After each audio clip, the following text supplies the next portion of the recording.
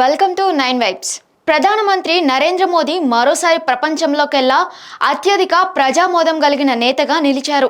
దేశంలో మోదీ నాయకత్వాన్ని 78% మంది ప్రజలు సమర్థిస్తుండగా 17% మంది మాత్రమే వ్యతిరేకిస్తున్నట్లు ఓ సంస్థ నిర్వహించిన సర్వేలో వెల్లడైంది. యుఎస్కి చెందిన మార్నింగ్ కన్సల్ట్ అనే సంస్థ ప్రపంచంలోనే అత్యంత ప్రజాదరణ కలిగిన దేశాధినేతల జాబితాను విడుదల చేసింది. ఈ జాబితాలో భారత ప్రధానమంత్రి నరేంద్ర మోదీ అగ్రస్థానంలో నిలవడం విశేషం.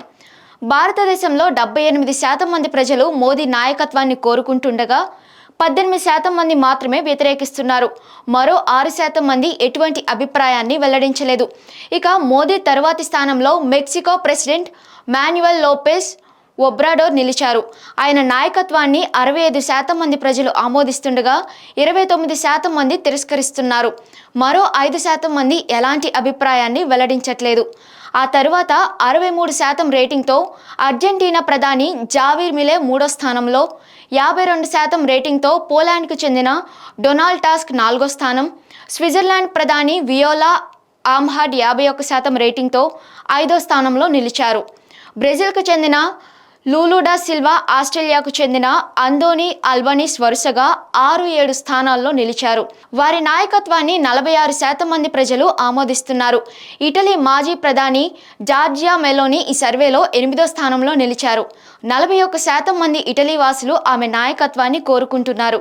ఇక స్పెయిన్కి చెందిన పెడ్రో, బెల్జియంకు చెందిన అలెగ్జాండర్ డి క్రూకి 38% ప్రజామోదంతో వరుసగా 9-10 స్థానాల్లో నిలిచారు. అమెరికా అధ్యక్షుడు జో బైడెన్ మాత్రం ఈ జాబితాలో 11వ స్థానంలో నిలిచారు. బైడెన్ నాయకత్వాన్ని 37% మంది మాత్రమే కోరుకుంటుండగా 55% మంది తిరస్కరిస్తున్నారు. ఈ సర్వేలో కెనడా ప్రధాని జస్టిన్ ట్రూడోకు 29%, బ్రిటన్ ప్రధాని రిషి సునానక్కు 25%, ఫ్రాన్స్ అధ్యక్షుడు ఇమాన్యుయల్ మెక్రాన్కు కేవలం 23% మాత్రమే ఆమోదం లభించింది. For more updates stay tune on 9 vibes.